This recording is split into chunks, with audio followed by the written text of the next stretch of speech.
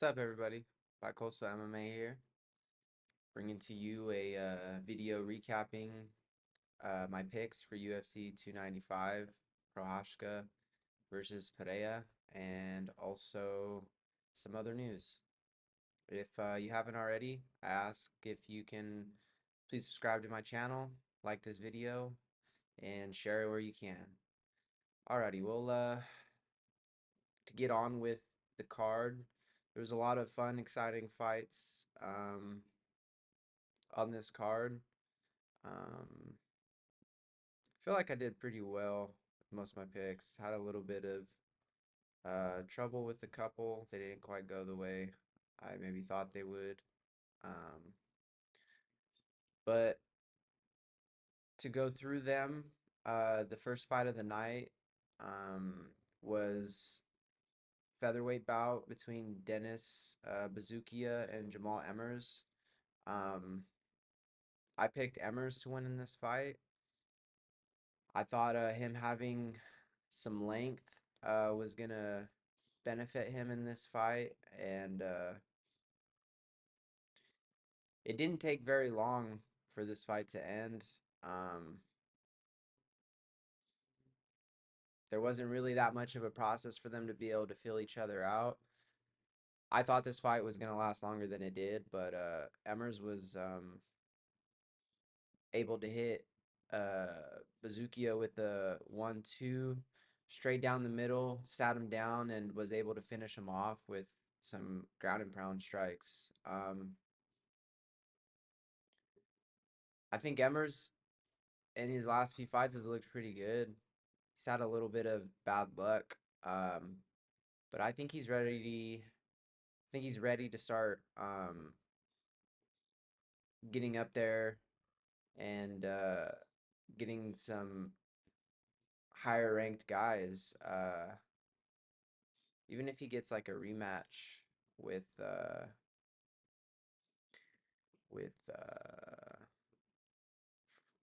Pat Sabatini, I think that might be a good matchup. I think they rerun that fight, and he should be able to get that win, and then from there maybe start getting more into the rankings. But good win by him. Was able to get it done pretty quickly.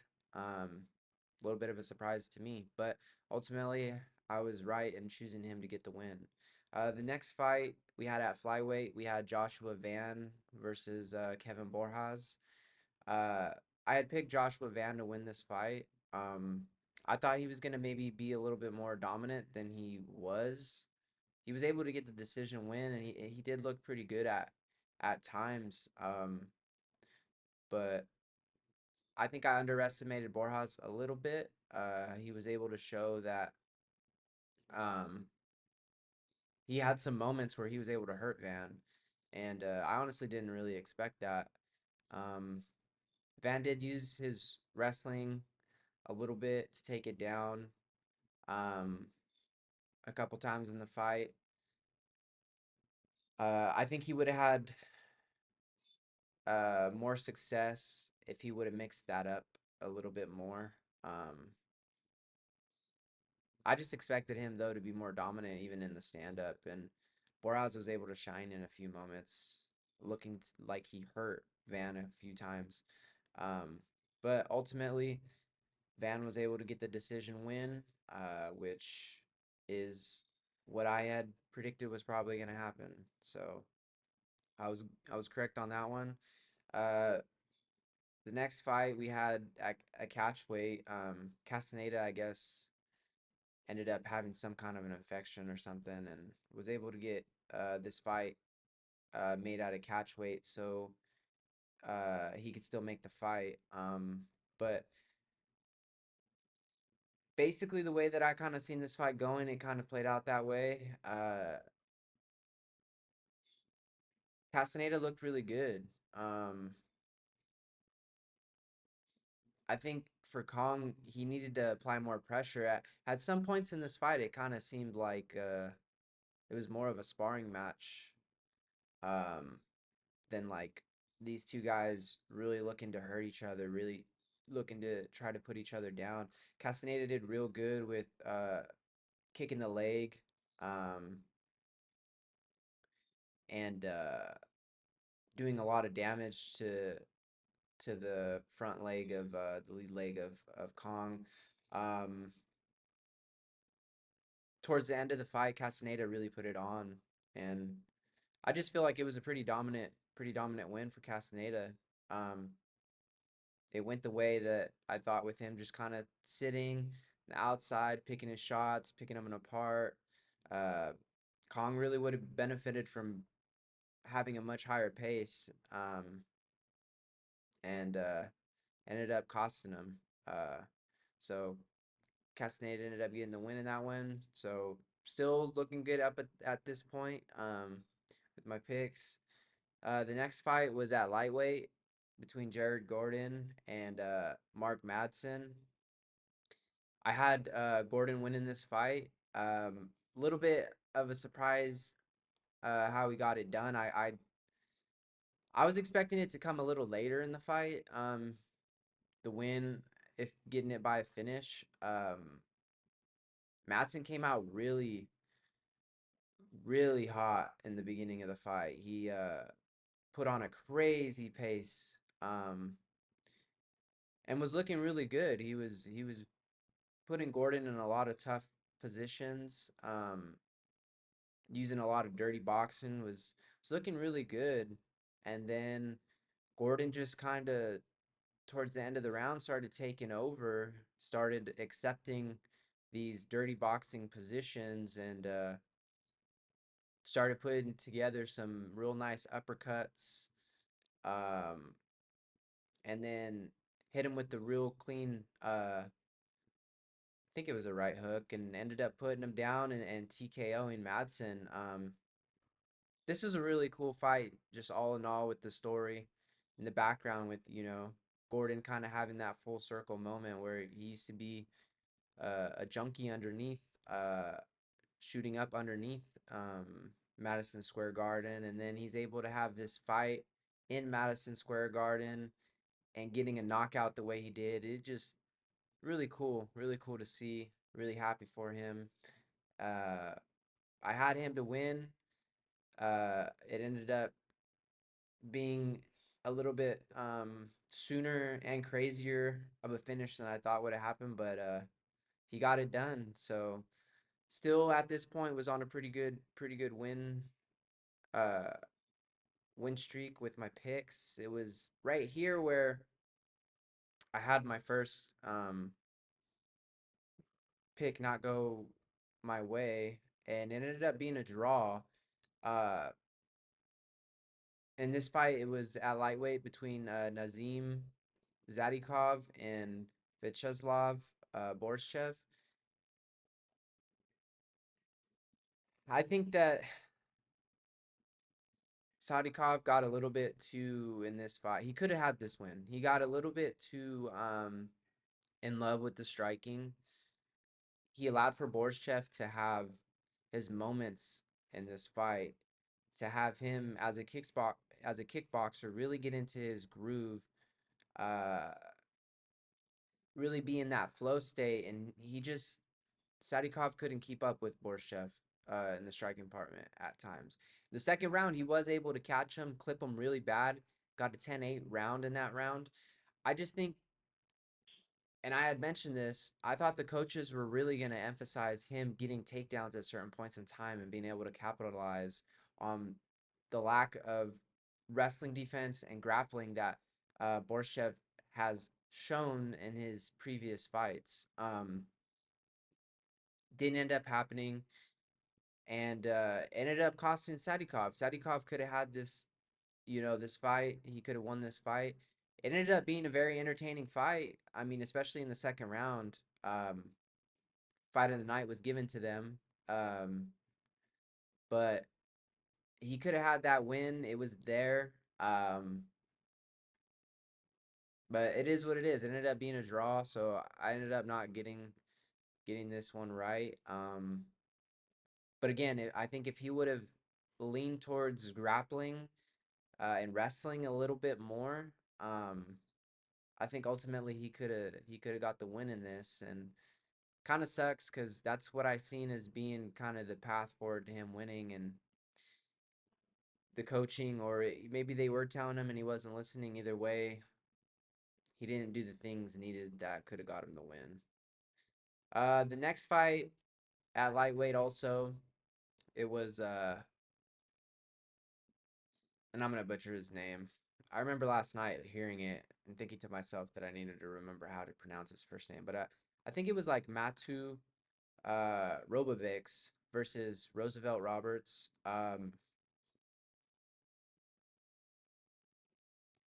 Robovics ended up getting a armbar submission. Very dominant performance by him. Roberts coming in short notice. I expected uh, Robovics to dominate this fight.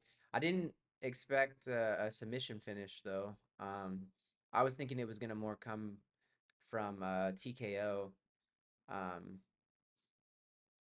but regardless, he showed, very complete fighter. Very dangerous everywhere, whether it's in the stand up, the wrestling, or in the grappling. Would like to see him get some more competitive competition. Uh, get a ranked fighter. And start making his way. Maybe I don't know if like somebody like Drew Dober has a fight or not. I think like that would be like a good matchup for him in his next fight. Um, but impressive win by him, and I had him to win this fight, so I was able to get that one right. The next fight was a women's strawweight fight with Tabitha Ricci versus Lupi Godinez.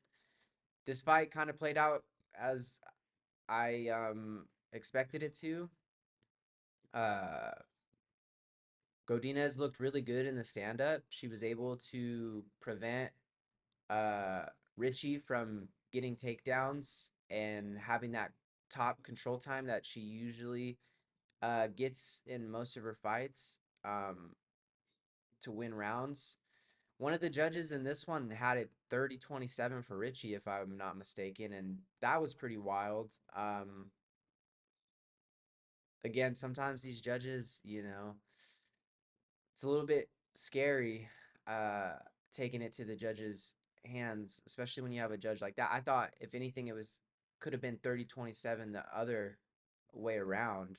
Um, I do get that Richie was, I think, able to drop uh, Godinez at the end of the two first rounds, but I think in the first round, Godinez was able to drop Richie and controlled most of that fight with the stand up. And then in the second round, controlled most of the stand up too. Like, if I recall right, looking back at like what the significant strikes were, which I don't know if you can see that in here. Be curious if you could. So round one, oh, it was pretty close, I guess. I thought I remember seeing it. 20, 26.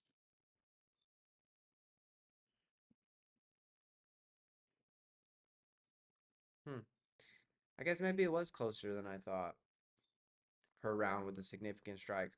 From what I was seeing, it did seem though that it was more in the hands of Godinez in the stand up. Um, but 30-27, nah, like that's where it's like that don't make any sense. For sure, the third round to me went to Godinez. I feel like she totally controlled that round, but it ended up, like I said, or I expected it to go. I expected for Godinez to keep it standing and to get the better of the striking and Richie, and that's what she did, and she was able to get the decision win. Um, so I was right on that pick. Um, the next fight we had the last fight of the prelims, and we had at flyweight we had Steve Erceg versus Alessandro Costa. Um, this fight ended up being closer than I kind of thought it was gonna be. I didn't expect Erceg to just uh run over Costa, but I did expect him to have a little bit better of a night. Costa presented some problems for him, hurt him a couple times. Um, Costa was just able to make it a little bit more of a dogfight. I think in this one, I know I went with Urseg to win, but I don't know. I might have said that I think he was gonna finish Costa just because Costa at times I in some of his previous fights I seen left himself open at times when throwing some of his strikes, especially when throwing power strikes. Um, but in this fight, Costa basically was able to keep his hands up and have a good guard throughout the whole fight up until moments when he threw some of these power shots. And it just seemed to present a little bit of a problem for Irseg at times, but he was able to. Um, I think the second round was the round where it definitely went to Costa, but Irseg was able to do enough in the first, and then in the third round, Costa kind of just allowed for Irseg to control positioning, mainly up against the fence. And probably after that fight, he probably really regrets, not doing more in that third round because he was in the fight. He could have possibly won this fight. But Irseg was able to do just enough to get the win. Maybe this being short notice too, with changing opponent and whatnot, maybe it just kind of threw Irseg off a little bit. Um, but he was still able to get the win.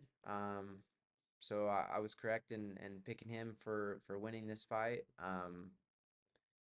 And we'll see with both of these guys going forward. Acosta's definitely good enough to be fighting some of these ranked guys. Presented a lot of problems to Irseg in this fight. It wasn't a cakewalk. Um, and Irseg, maybe his next fight, he's able to learn some things from this fight and fight somebody that's ranked, maybe above him, and maybe his next fight he has a good outing and is able to get back to what he showed in his last fight. Um, but that's it for the prelims. On to the main card.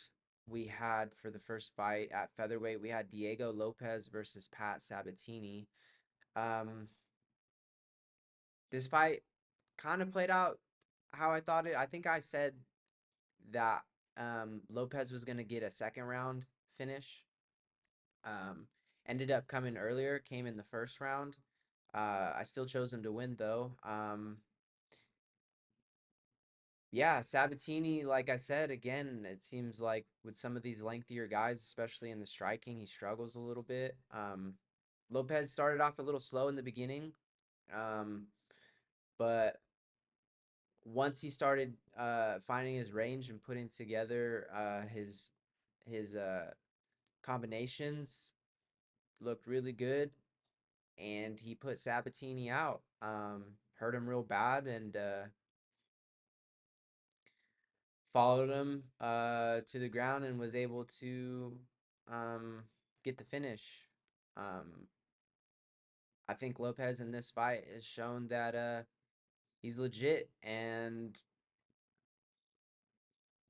going forward, he should be getting some ranked names.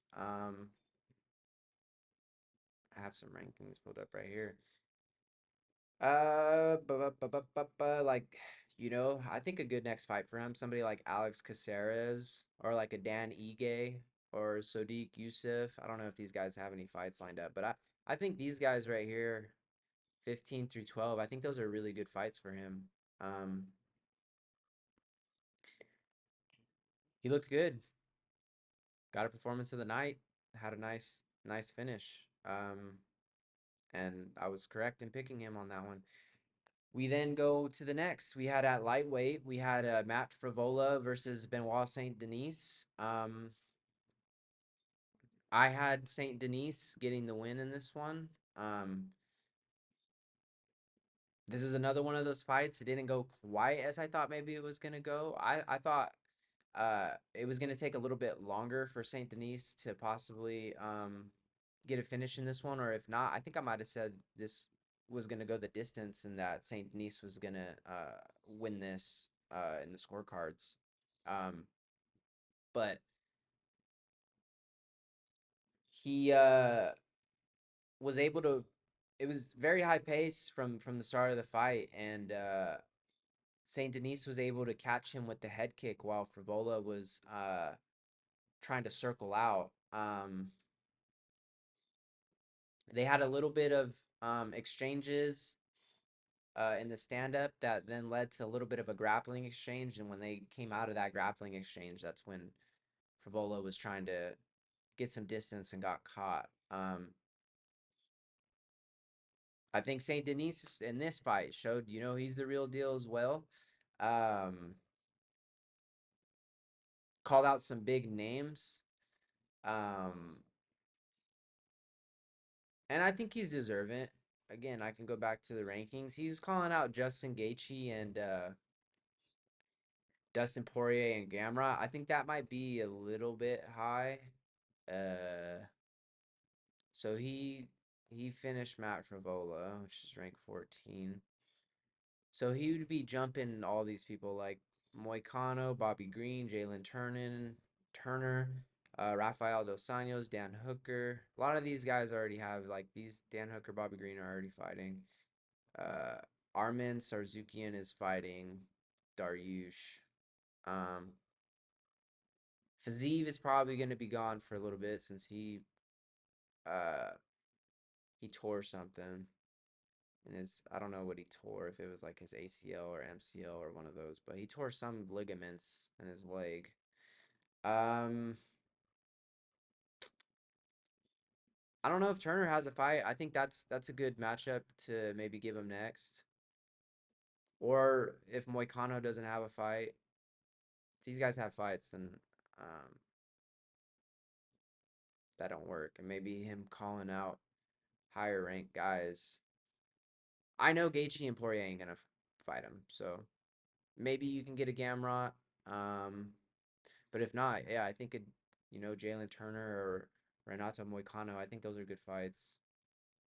Um, but yeah, so I had picked him to win. He did it. He just did it in a better fashion than I thought he was. The next fight, this one I really, after watching this fight, between Jessica Andrade and Mackenzie Dern at strawweight, I kind of felt like me picking Dern, like wow, how did I mess it up that bad? Um, but I didn't know that Jason Perillo wasn't um coaching her anymore and for her striking. Like her striking just did not look the same like it did in her last fight against Angela Hill. Like, and what's crazy is maybe that goes to show like how important it is for somebody in your corner to be there, one of your coaches to be there. Like what a big difference uh having somebody opposed to somebody else can make. Like she just kind of looked a little bit not herself in the striking department. And I don't know, maybe it was because Andrade touched her up and she just was not liking what it felt like to get touched up by Andrade, but I kind of think it was a little bit more than that. I seen at times like she did have glimpses of looking good in the stand up, but then there was times where like she was putting her chin up and reacting a lot and like just putting herself in really bad spots to get pieced up and hurt by Andrade. Um, so Andrade ended up getting, the second round knockout. Um, she's able to get a win, ending that 3-loss streak. She's ranked number 5, so probably her next fight. Um,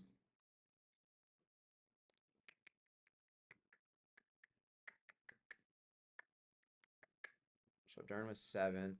So maybe Andrade, her next fight. I don't know if Suarez is already getting the next title shot or not.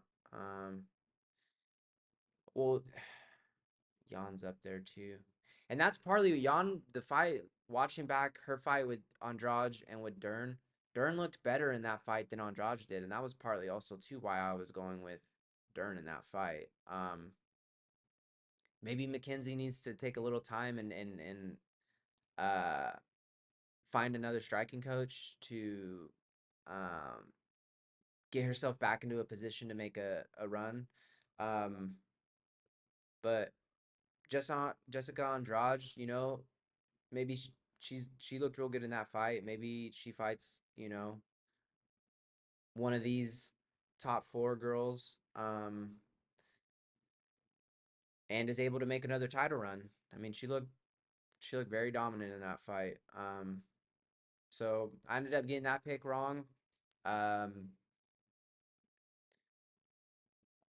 Wish I would have, known a little bit more with the Perillo situation and taken that more into an account uh with this fight. Um, but it's all right. Can't get them all right. So I was wrong in that one. And that energy kind of carried on into this next fight. For the heavyweight interim title for the co-main event, we had Sergey Pavlovich versus Tom Aspinall.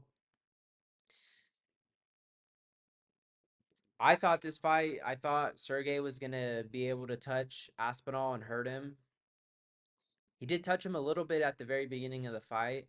Did look like it may have wobbled Aspinall, or he just showed that he didn't quite like when he got touched by Pavlovich. But Aspinall was able to get a good shot on Sergey. Um, was able to hurt him. I think it started with the temple shot, wobbled him, and then threw another 1-2 and flatlined him pretty much.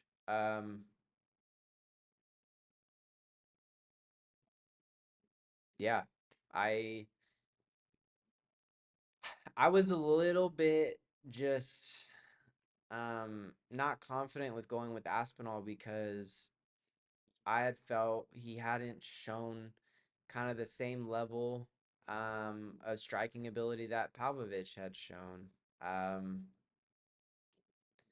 and really the only fight that I was really like, okay, he's shown with this performance with Volkov. I think it was Volkov. Let me see. Yeah, Volkov.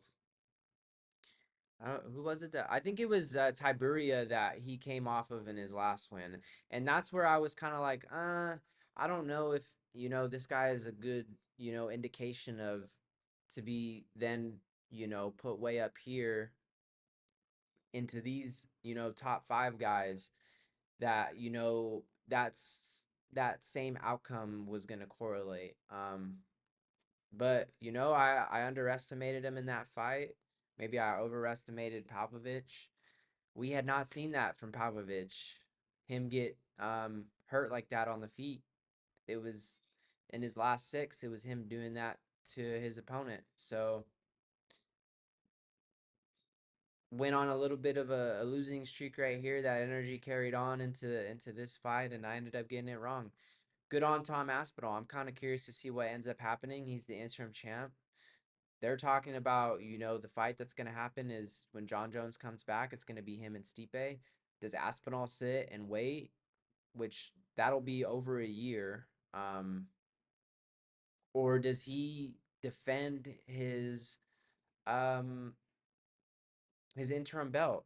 Is that how it works? I think that's a little bit weird, but if he wants to have that what I could see happening, so if he does want to have, a fight in between waiting for the fight for the actual belt so that he stays busy, I could see him now the ball being in his court being able to again call out Cyril Gone and it actually happen because Gone now will have a level of interest because it'll be for a belt. And I honestly I can really see that happening and probably, you know, I don't know. We'll see what happens, but I could see that happening. which when things like that happen, it's kind of funny because it's like, oh, you didn't want to fight when there wasn't something like this on the line, but now you do, you know. We'll see what happens with that, but congratulations to Tom Aspinall. I think he's the third champion uh to come out of the UK. Um so good for him, and I was wrong in that one. Underestimated him. The main event we had at light heavyweight, we had Yuri Prochazka versus Alex Pereira. This fight did not disappoint. Uh I remember just seeing both these guys when they were in the cage before the fight happened, the stare down that they were having, like it was just crazy, suspenseful, and like this fight, I'm glad ended up, with what ended up happening with, Jones pulling out of this fight. I think ultimately this being the headliner um was still good. It obviously didn't live up to what a John Jones Stipe Miocic did, but this fight was a very entertaining fight, crazy fight. Alex Pereira was able to get the win, which I um had him as my pick to get the win in this one. Um, Kind of ended up happening from what I thought. I'm pretty sure it came from starting off with the left hook, but Yuri kind of having his hands down, and people already had some things to say after the fight about maybe being an early stoppage, but Prohashka coming out and saying, "Look, it was a good stoppage. I was not there. I was knocked out." Um, I think should not take away from Pereira getting this win. Like Pereira now was uh, a two weight division champion in Glory, and now a two weight champion in the UFC. Like this is just crazy. Like I think one, he should be fighter of the year now after this. Two, also needs to be put up there as being one of the best or one of the goats as far as combat sports uh fighting in general. Like you have somebody like Henry who, talks about being two-weight champion in UFC and winning a Olympic gold medal. And, I agree. Like I do think he should be up there as one of the greatest combat sports athletes. But with this now, I think Pereira should be up there too. That's coming from Glory, which is, for kickboxing, like that's the company that you go and fight for if you want to be the best or regarded as one of the best in the world. Was able to capture two different weights, two different belts, and two different weights. Then comes to the UFC for MMA and replicates that same thing, able to get two titles in two weight classes. Crazy. Um, he ended up, which I'll go over. I can actually go. I can go into that. So those were my picks. I did all right. I ended up, going 1, 2, 3, 4, 5, 6, 7, 8, 9, 10. I ended up uh getting 10 out of the 13 picks right, which, not too bad. One of them being a draw, so how you count that one, if you I would just count that as just being an L or not getting it right. But that was the card. Those were my picks. Had a pretty decent night with that. Going on to some news that I feel, some recent news that's worthy of, having a little bit of some conversation about. One of them being right after this fight, Alex Pereira um, called out Israel Adesanya. Um, said, "Come to daddy," which is pretty good. especially from somebody that doesn't really speak English. That was a good little call out. But Adesanya ended up not really being interested. So I'm kind of curious as to what happens. Here, I'll even show kind of what ended up being tweeted. Um,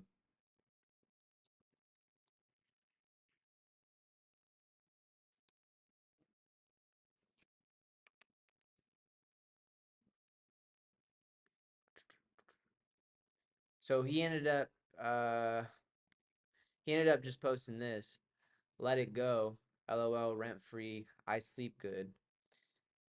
Which he said that he wants to take a break, so maybe that's kind of part in why he is not really interested, but he only has one win out of the four fights. So it is kind of one of those things where like the whole like him living rent free in his head and like let it go and whatnot. Like if anything, you would think that okay, like let's run another fight. I get the opportunity at attempting to capture the light heavyweight title again. Um, since he came up short in the last one. Um,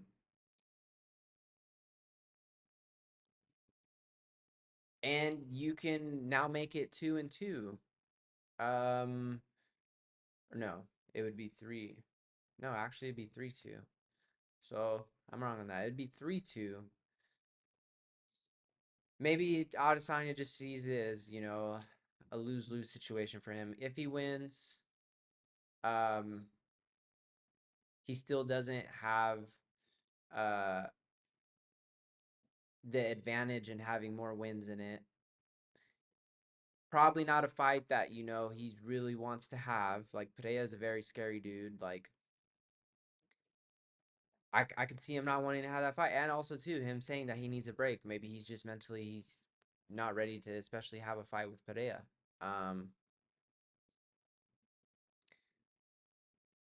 would be interesting though if something like that happened. That storyline right there, crazy storyline, um, would definitely do well in the pay-per-views. Dana would be very excited about a fight like that being made, but you know, Pereira, Pereira's that dude, and good on him for doing what he was able to do. One of the other topics, which this is going to kind of coincide with it, is UFC 300. There's news about UFC 300. Daniel Cormier had a little bit to say on kind of what he thinks it's going to be coming up here in the next few months. Got five, so there'd be four pay-per-views until then: 96, 97, 98, 99, and then it'll be, yeah, so four more pay-per-views until 300. Daniel said some interesting things about who he thinks might be, part of that card. Connor Chandler being one of them, which I think being 300, like you have to have big names. I think Connor is going to be in that fight card. Uh, whether he headlines it or not, I kind of don't see there being any way that he doesn't headline it. He in a way is the UFC. Like he's the biggest draw of the UFC, brings the most attention to UFC cards.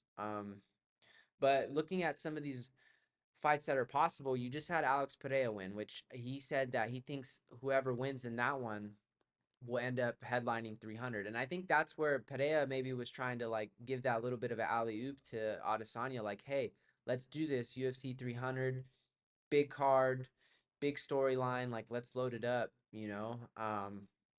But with him saying, he's not interested, who knows? Maybe Dana gets on the phone with him and is able to convince him otherwise, with money. Um, but if not, Jamal Hill's there.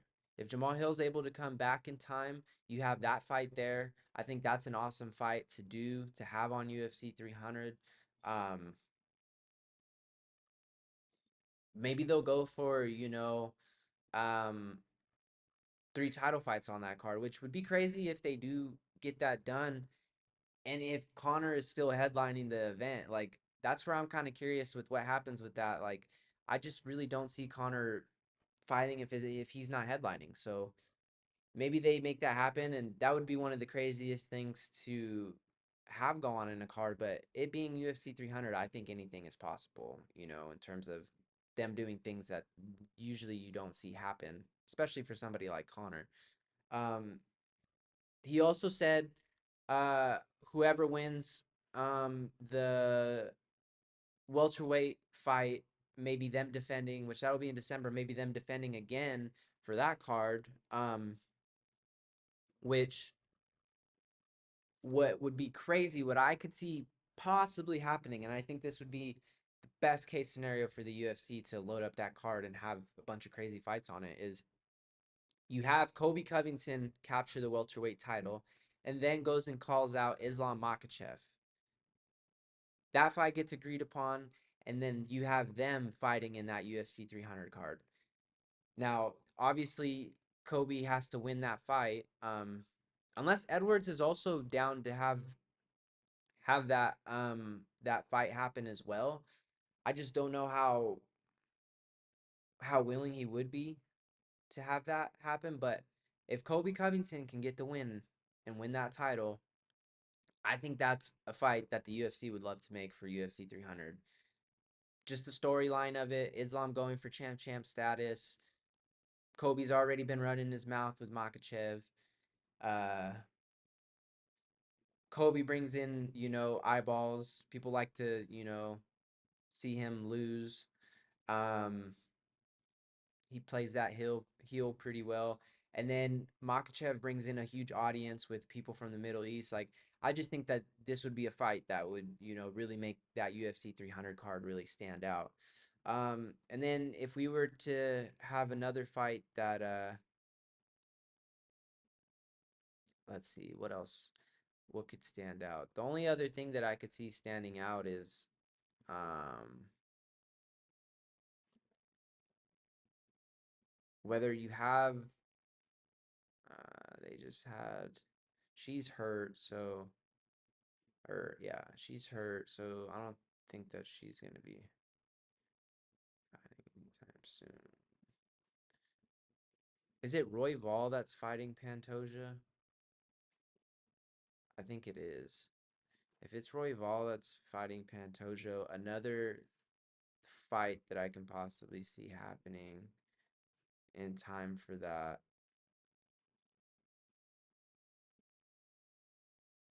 is if Roy Vall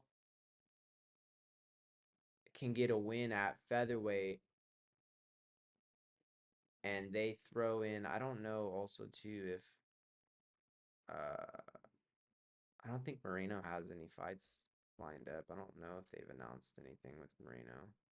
They might have, but if not, I could also see maybe a Pantoja or excuse me, a Roy Vall versus Moreno happen. Or you throw in if say Pantoja wins, you can also throw him defending his belt against Amir Albazi if he's able to get the next shot. Something like that. But for sure I think it'd be very interesting with like a Makachev, Kobe Covington, and a like I said, ultimately it would be the best in the interest of the UFC and to load up the card for it to be Alex Pereira versus Israel Adesanya for UFC 300, but doesn't look like he wants to fight. So him and Jamal Hill would do too. Um, and those are some potential. Just going off of what DC had said, I think that those maybe are something that can come to fruition. Another cool thing that I would like, it would be crazy if it was able to happen is like throw in like maybe a Dustin Poirier fights like Nate Diaz uh for UFC 300 too. Diaz comes in, tries to beat Poirier, so if he can beat Poirier, he can then afterwards call out Connor and be like, "I beat the boy that beat you in your last two. What's up?" That sets up for maybe a trilogy fight between them. Um that's something that I could also see happening as well. It would be very crazy if it did. Um so that's my thoughts on the UFC 300 possible fights that could happen there. Next topic. Um, Sean Strickland's been, making some headlines on Twitter and going back and forth with uh VanZant and Shevchenko. It all started off with, I guess, Paige VanZant had talked about her being able to make more money in 24 hours than she was able to make in her whole on OnlyFans uh, uh, than she was able to make in her whole UFC career. So Strickland had started off saying, "Let's unpack this." He said, one, you were signed because you were hot because you're hot. Two, women's MMA is lame. Three, men will pay more to see you naked than to watch you fight. Stay in school, kids. Fighting sucks. LOL. Which, you know, maybe he went a little bit hard in the paint on this one. Uh, I just think that there shouldn't really be a disrespect coming from Van Zant with like uh trying to like put down the UFC and the pay and all. Like, she was able to get her name to where it's at through the UFC. She was able to get on Dancing with the Stars, which gave her a little bit more fame from the UFC. And then from there, she got more into some of this OnlyFans stuff and whatnot. And like, also too, like, I don't know, it's just, to me, it's a little bit weird sometimes when like people are like with a topic like this, like, you're gonna go like, and whether you see yourself as like a role model or not, like, you're gonna go tell some people like, hey, to make $1, like, just go sell yourself, like. And it's not like like, not even to go like, I'm not gonna go anything in depth like of like something that Sean Strickland is saying or like would say, like, no judgment, like, with what you do and how you make your money, like, good for you, like, make your paper, boo boo, but like, I just think whenever a discussion like this is had, like, there's going to be people that defend the UFC or there's going to be people that defend certain things. And, like, it's going to obviously causes a confrontation, but to, like, get mad at Strickland, like, you can kind of see a little bit where he's coming from. It's like, don't be putting down the UFC like that. Like, part of why you are where you're at right now is because of the UFC. You were able to build a name there. And then, like, you can't make that comparison about making more money with this one thing than the other thing, like, when you're selling yourself the way that you're selling yourself. Like, if it's worth it to you to make money that way, then, like, again, make your paper, boo. But like, to be telling all these people, like, and talking about it in a way where it's like, oh, like, don't even waste your time with the UFC, like, you can make more money doing this. Like, well, one, some of these people, they're going to think that they can go do those things and make money in that when they don't have the type of reach that you had. And where did your reach come from? It came from you being in the UFC, you getting your television time through there, then having your time in Dancing with the Stars and getting more eyes and attention there. All that buildup came from the UFC pretty much. And some of these other people, they're going to think, oh, well, she's saying this. So, like, I should, rather than, maybe trying to follow a dream here or there, I should just take this easy, fast route here. Then they go and do that. They sell themselves in certain ways. And then maybe they regret it because they weren't even able to get the attention that you do. They weren't able to make the money that you were. So then it's not worth it at the end of the day. Like it may be for somebody like Paige VanZant that's able to make the money that she's able to make from it. But then it ended up continuing. You had Sean Strickland go on and post like a little bit of like a image kind of indicating basically what a male versus female MMA looks like. I'm not saying, and I think it says a can, but I think he meant to say probably autocorrect. But I'm not saying a cat fight isn't fun to watch occasionally, but um,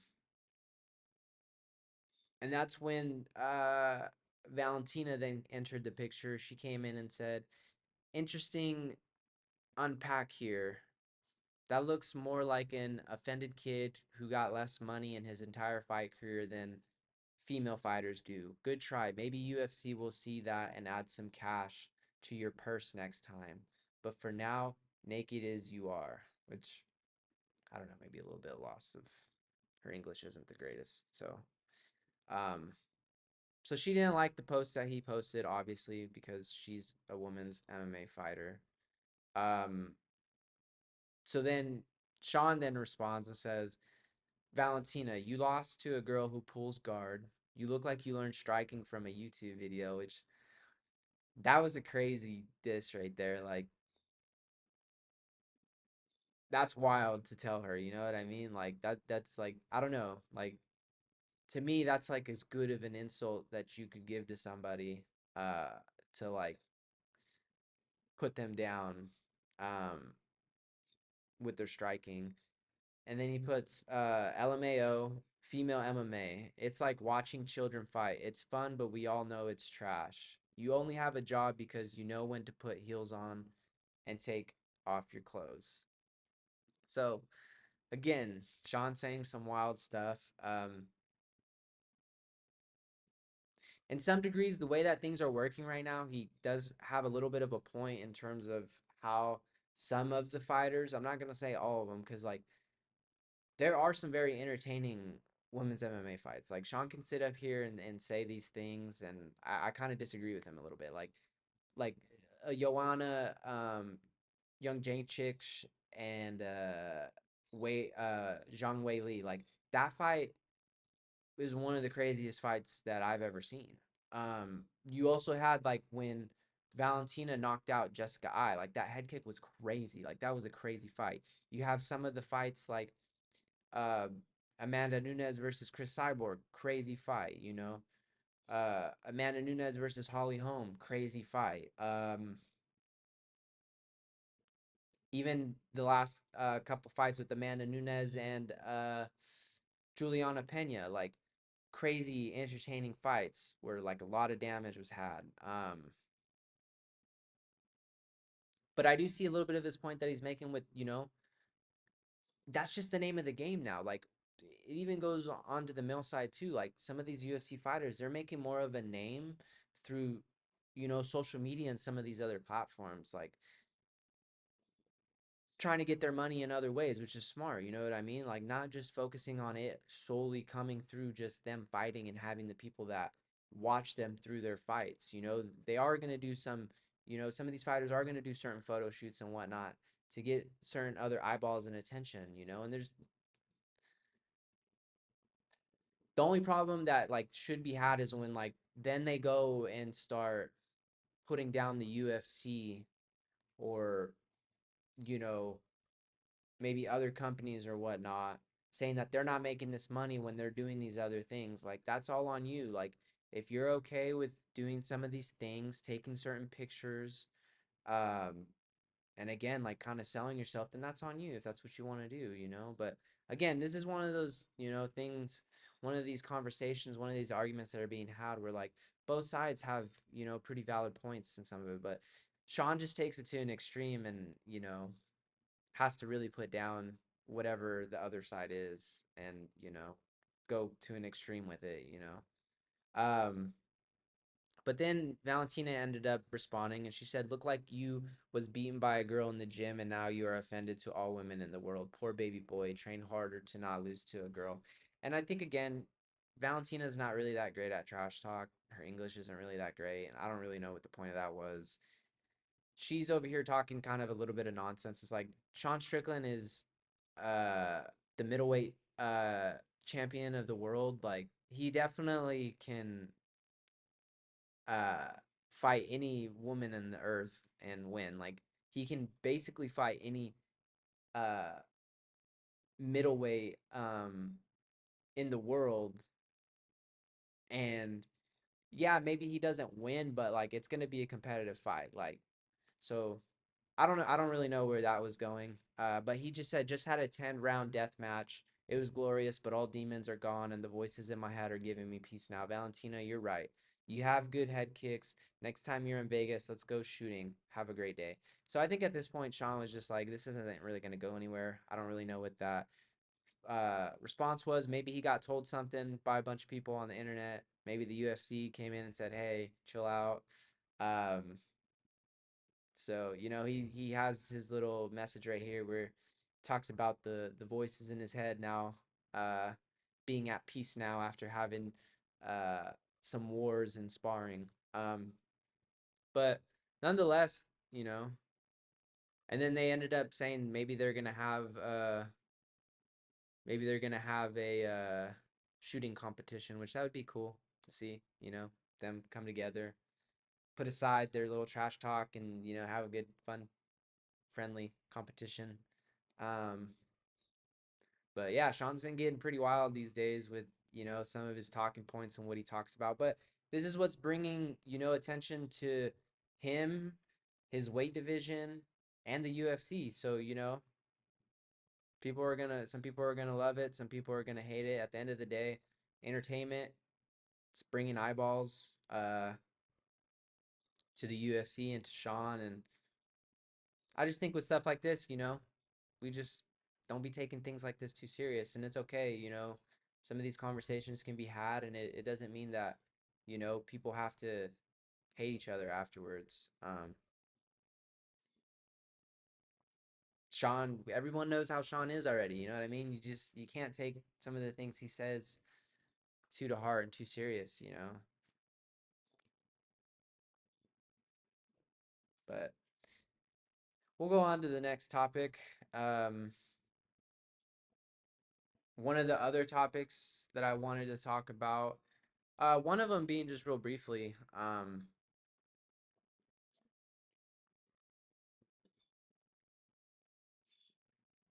it is Bobby Green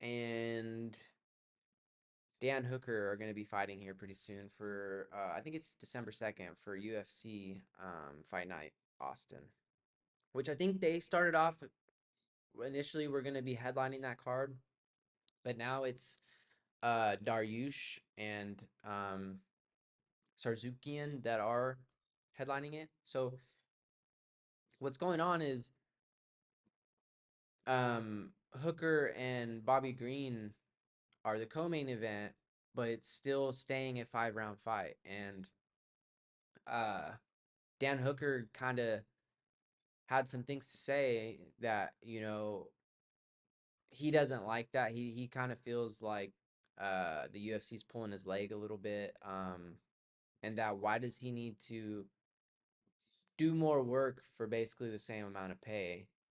Um, and then he ended up even in his last response about it on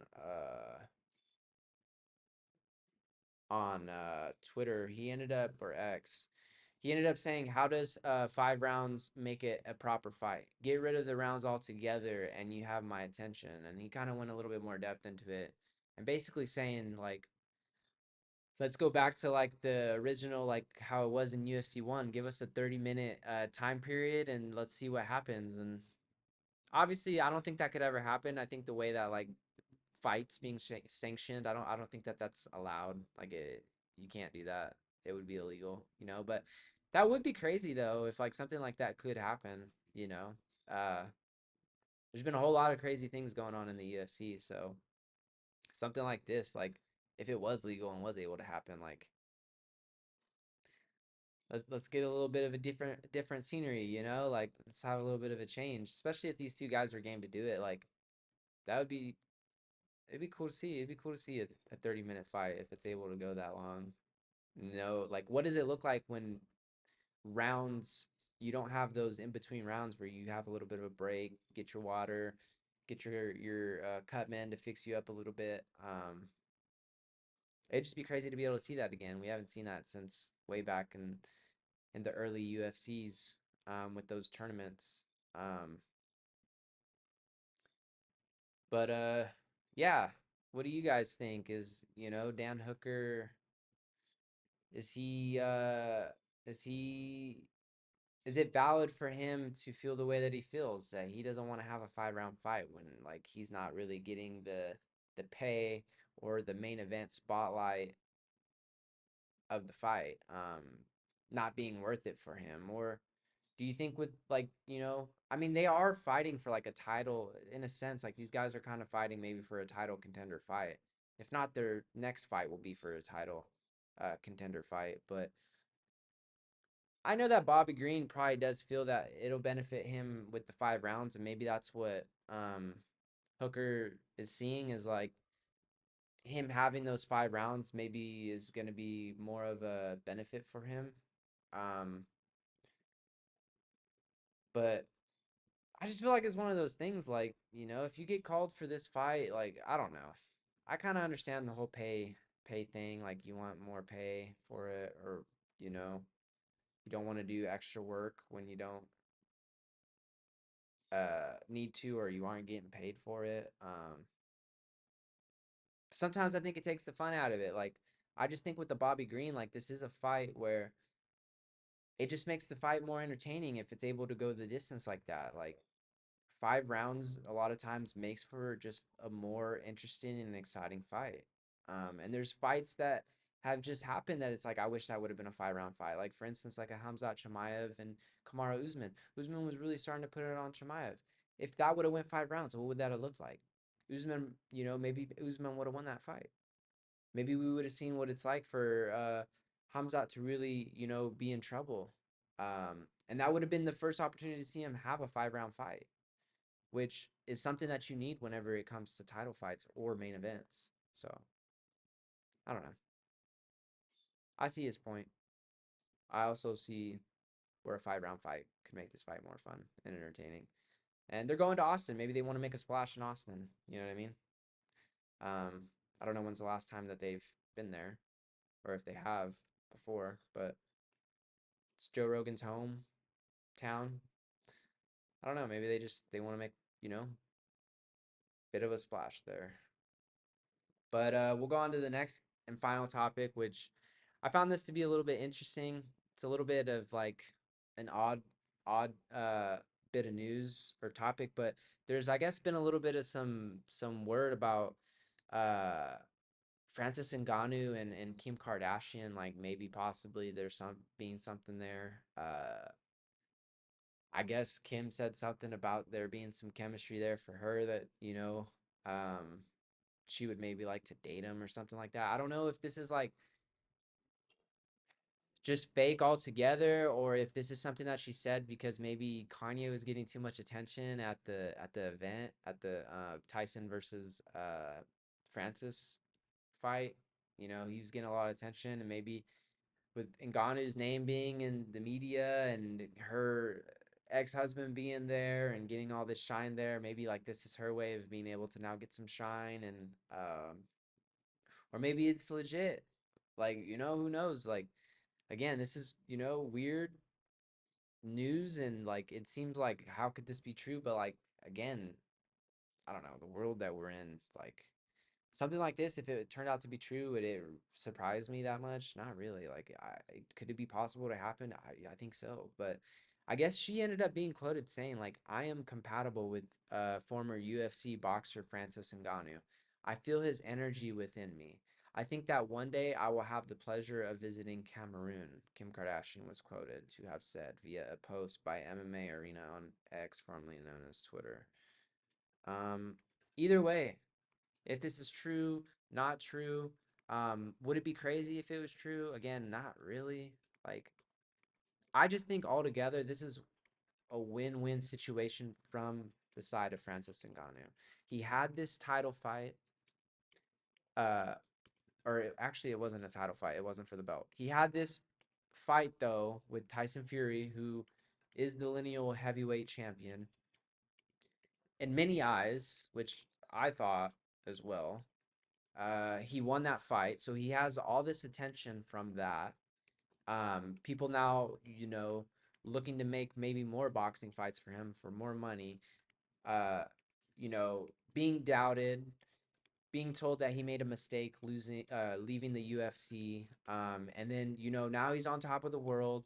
And then to have something like this, like there's a possibility of him dating Kim Kardashian, like that's only going to have more eyes on him, more people talking about him.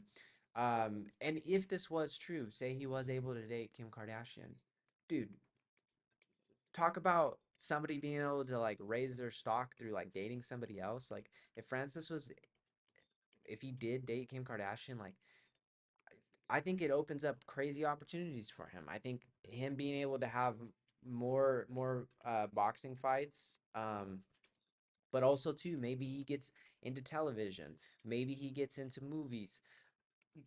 I just think once you start dating somebody like of a celebrity to that caliber, like you're just in a totally different realm of like fame. And with that, a whole lot more doors open for you. You're able to make a whole lot more money. And if that's something that he's looking for, again, like this could only be a good thing for him. It is a little bit like, where did that come from in a sense? Especially if this was true with like Kim K. Um, but who knows? Maybe she's uh, a follower of boxing, or maybe she's a follower a little bit of UFC. I don't know. Um, I don't know how like with this quote, like I feel his energy within me. Like, have they spoken before? Um, I don't know. What do you guys think? Like, is this just total fake news? Do you agree with me? Like, is this just a win-win for uh Francis regardless? Like, if it's not true, his name is circulating with a big name like Kim K. And if it is true and he is able to date her, I think, he's able to get into some crazy positions that maybe we never would have thought before. Like I said, with TV and movies, commercials, all that kind of stuff. Like, either way, very happy for Francis. Like I said, he had this fight, his stock rose, being talked about, making money. Just beautiful thing to see from where he came from. He's making the best out of it. He's making the best out of that transition from coming all the way from Cameroon to France to now America. Like, he's doing it in life. He's that dude. Uh, so we'll see what ends up happening with this, whether this is true at all or not. Kind of curious to see. But that'll do it for me today. I appreciate, every single one of you that uh tuned in to watch this video. Appreciate everybody that has subscribed to my channel, that like my videos and that share my videos. Without you guys, um, this isn't going to go anywhere. Without you guys, um, I'm not going to be able to do this and maybe eventually take it somewhere. So like the more the more help I get from you, the further this will go. So again, I appreciate everyone that's here, and couple days I'll do another video, and it'll be going over my picks for UFC Fight Night Allen versus Craig. So, and whatever new news is circulating around the time that I make that video. But appreciate all of you, and see you in the next one. Peace.